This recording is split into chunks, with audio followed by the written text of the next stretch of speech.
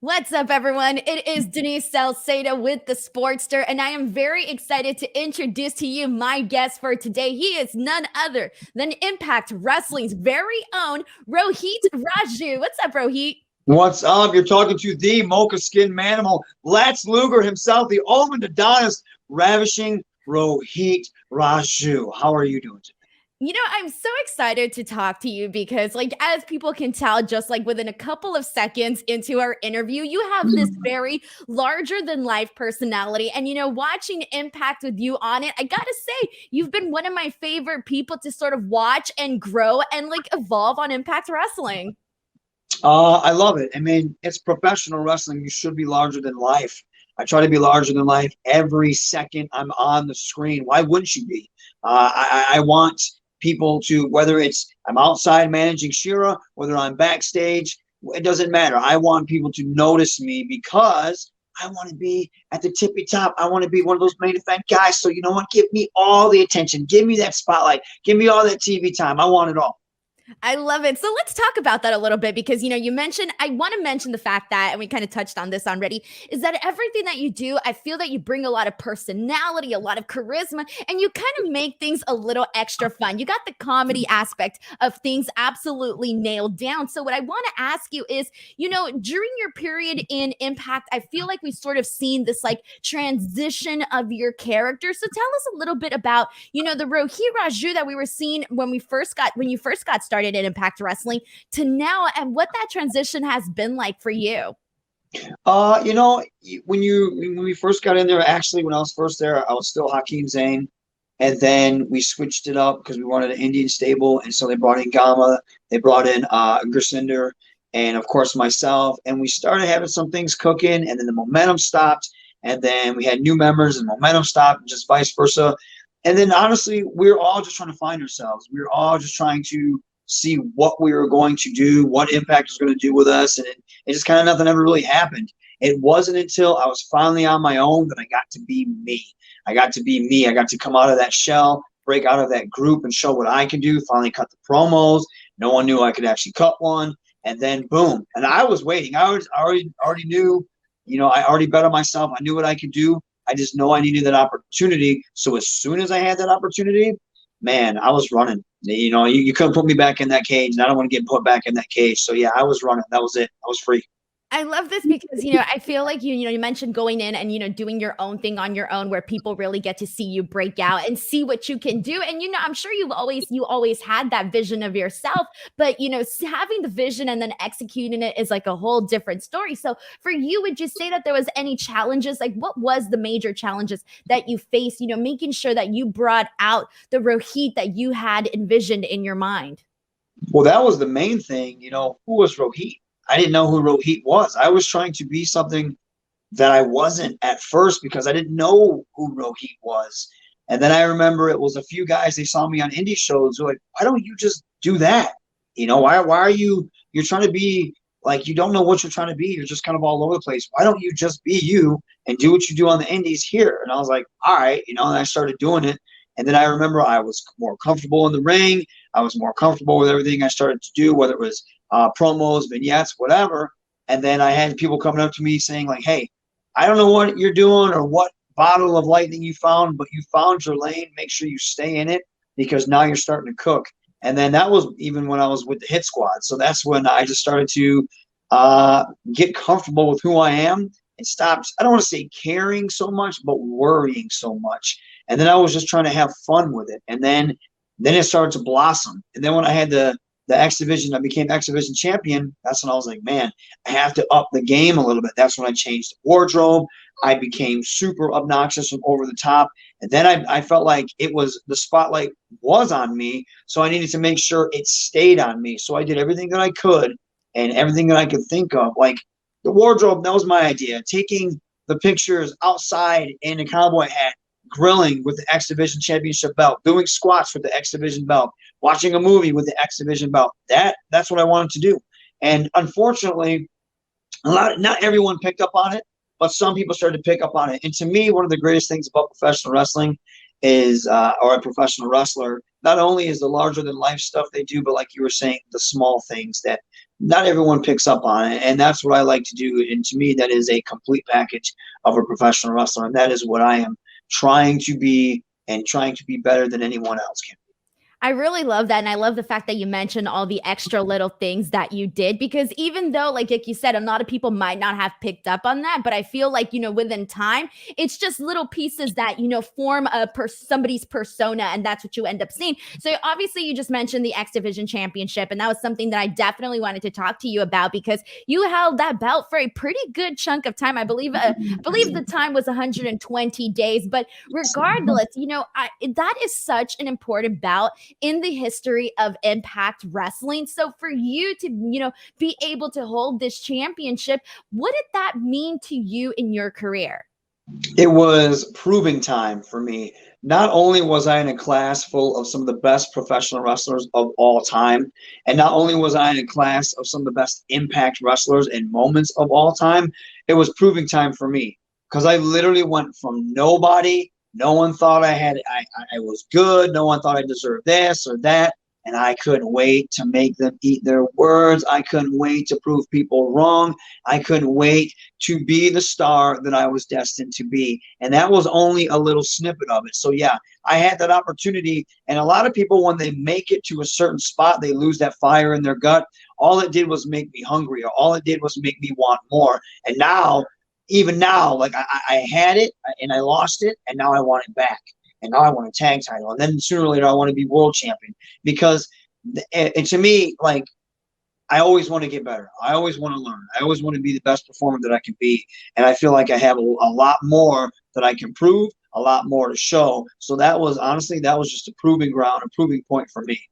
And that's really cool too, because I wanted to get an idea of how you felt about your championship reign as X Division champion, because you had, plenty of matches, with Crazy Steve, people like Trey Miguel, Willie Mack, TJP, Jordan Grace. And so to get to work with all of those talents, what did that mean to you, kind of like, not kind of looking back at your actual reign as X Division champion? I thought I brought something different. It was fresh. It was different. A lot of people, you think X Division, you think highlight reel. And I can go in there and wrestle and do all that stuff too, you know what I mean? But what else can I do? What else can I do different? Be sneaky. I don't want to get my hands dirty. I would rather work smart and not hard. I'm sure I can go out there and have a catch-as-catch match with Trey Miguel. I can go out there and have a catch-as-catch match or match power with Jordan Grace. I don't want to do that. And I want to get in and get out. I'm not getting paid by the hour. Let me get in and get out and savor my X Division Championship run. I'm wrestling for longevity. That's what I'm doing. And so I thought I brought that a little bit different. And the champion that I was, even now, it was the same character, just very smug and cocky. You can't tell me nothing. And especially as champion, you can't tell me nothing. So I thought I brought a little fresh air to the X Division. And I loved it. I loved it. And being in the ring with such caliber talent, such as the people that you mentioned, I couldn't wait to get in the ring with people like that. I couldn't wait to show what I could do. So that was a huge opportunity for me to not only show everyone at Impact Wrestling, but the world of professional wrestling that, yeah, Rohit's a guy. He's a player, and it's now he's going to get his. And you're not going to give it to me. I'm going to take it. And that's just how it is. And I think that's honestly one of my favorite things about Impact Wrestling, is that they have a very nice versatility, a nice mix of different types of talent and different things that the talent brings to the table. So, with that being said, what's it like to be part of a roster with such a unique mix? It's almost difficult, because anyone at any given time can hold any belt. You know what I mean? They could win any title, and they could be a champion, and they could be someone that can be the face of the company. And where the morale is awesome, the backstage is awesome. It's fantastic. But you're competing with these people, and they're all super talented. So you have to make sure that you are at the top of your game, because they're going to be at the top of their game. And you don't want to, yes, professional wrestling, you don't want to settle for less. You don't want to be second best. You want to be the tip of the top. So that's really tough. You have to make sure that you're on point, because everyone else in that locker room is going to make sure that they're on point. And everyone's great. They're super talented, and it's a who's who, in my opinion, of professional wrestling. I love that. And I love the mentality because it is true. Like, while you get to work with all of these great workers and, all of these people and people that are working really hard, at the same time, it's a challenge because you got to keep stepping up your own game. So I really love that, that you mentioned that, because I think a lot of times people forget to add that aspect of it, but it kind of makes everybody better, especially if they really want it. So I do want to ask you, because during the Ultimate X, I thought that you were just so much fun to see, because you were trying to find, you found all of these unique ways to try to get the X Division title. So I kind of want to find out a little bit, or learn a little bit more about the creativity that went behind that, and maybe some of the ideas that you played with. Ultimate X is always a showcase match. It's always a highlight reel. It's always something special, and you have to go out there and you have to show out. And how is I going to stand out?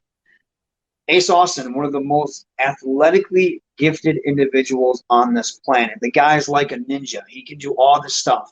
I'm not going to go do that stuff. Trey, another dude. He's upped his game so well. I'm not going to do what Trey does. I'm not going to be a wrestling machine like Josh is. I'm not going to finesse like Chris. I'm not going to do what all these, like Petey, legend. I'm not going to do that. Why would I want to do that? That's not who Rohit is. Rohit doesn't want to climb that. Hell no, I don't want to climb. You think I want to fall off that? Nope, not a chance. So what do? There's those T-shirt hooks. You reach up. That used to get the high T-shirts off at a store. You know what? That looks good enough to me to fish that X Division title belt off. So I thought of that. So I had my boy old Ricky Ross give me one of those. And so I would have it. I knew, I had it. I was thinking as soon as I knew I was going to be an Ultimate X, I was already plotting and scheming. When I went there early in the day. I said, what else can I use? What else can I manipulate this with? I wanted to try to get one of those things to, like on Ninja Warrior, where that's what I was looking for. I couldn't find one of those things. But I was like, well, there's a rope. I haven't climbed a rope in ever. So I'm trying to lasso this rope over and climbing it. I was like, man, I'm going to be sweaty. I need powerlifting chalk. So it happens we have a bunch of meatheads in the locker room, so someone's going to have powerlifting chalk. So I had powerlifting chalk. So I wiped it on my hands before I climbed that rope, and I got up there. And then it wasn't until the end that I was like, you know what? I'm going to have to climb this thing. I'm going to have to get some guts and do it. And then I climbed it, and then Trey ruined it for me, of course. Like, he's ruined every single title opportunity that I've ever had. But yeah, and that's what. And how is I going to stand out? There's going to be Super Canadian Destroyers. There's going to be crazy stuff off the top of the X. But how's Rohit going to stand out? And I felt like that was going to separate me from everybody else. And by the looks of things from social media and reviews and just critiques from my peers, I stood out above everybody, and that's exactly what I wanted to do. I love that, because I just like watching that match. Everybody was excited to see like what crazy stuff people were going to do. And then you incorporated this whole new element into that. And I was just like dying throughout this. I was definitely popping hard for a lot of what was done during this match. But now here we go. So when I announced that I was going to be doing this interview with you here today on social media, a lot of people basically wanted me to ask you about that, that forbidden door. And, right now it's a really cool time in professional wrestling. You have Christian Cage as Impact Champion and just a lot of really cool stuff. So I kind of want to get your idea, your mentality on this, kind of not new, I don't want to say new thing, because we have seen Impact Wrestling do this already before with other promotions. But what's your outlook on this forbidden door? And also, I want to get your thoughts on Christian Cage as champion. I think the whole forbidden door and everything that we're doing, Impact Wrestling is like a hub. If you look at it right now for professional wrestling, how many people have walked through that door and have been on our show? That is amazing. I don't think people realize how awesome that is. Kenny Omega was on the show. You had Christian Cage on the show. Private Party was on there. Matt Hardy was on there before. Tony Khan was in the crowd at one point. It's awesome. Mickey James shows up. It's so cool. Like, man, what a time to be alive as a professional wrestling fan. I always see a lot of people nitpicking on, well, I like this because of that. I like this. It's wrestling. Just enjoy it. Just like it. I want to walk through that forbidden door. I want to go in an NWA ring, an AEW ring, a New Japan ring. I want to do that because I love those promotions. I love all the talent that they have on their roster, and I want to mix it up with them. And having Christian Cage as champion, it's kind of, for me, it's like, it's weird because as a professional wrestler, he has a target on him. Because I would love to get in there and beat up a guy that I've been compared to as far as how hard I work and my journey and stuff like that. And then just that the microphone ability and stuff like that. But then again, as a fan, you're like, man, how cool is it to see Christian Cage walk out in that Impact Zone, Skyway Studio, and watch him with the Impact title and cut that promo, and the crowd just love it and eat it up. Man, as a fan, you forget that, hey, I'm in the locker room with this guy. You're a kid again. You know what I mean? So that's amazing to me. And I think a lot of people need to step back and just enjoy the fact that we have a forbidden door and then everyone's coexisting, because, man, what a time to be alive as a professional wrestling fan. You can watch professional wrestling almost every day of the week. It's amazing. Rohit, thank you so much for doing this interview with me, for playing my lightning round game. I feel like we can talk forever, but before we go, just go ahead and promote anything you want to promote, plug in anything you want to plug in before we tune out. Of course, September 17th, 18th, and 19th, Nashville, Tennessee, Skyway Studios. Impact Wrestling will be there. 2 shows every single day, 3 p.m. and 7 p.m. Then, of course, October 23rd, Bound for Glory and Viva Las Vegas. I can't wait to go back there.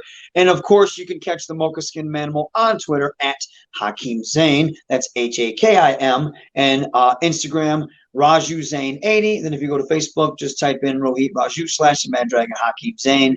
But most of the time, I'm on my Twitter and Instagram, my ProWrestlingTees.com /Rohit. And then, of course, shopimpact.com. You can catch my shirt, and I should be having a new design soon.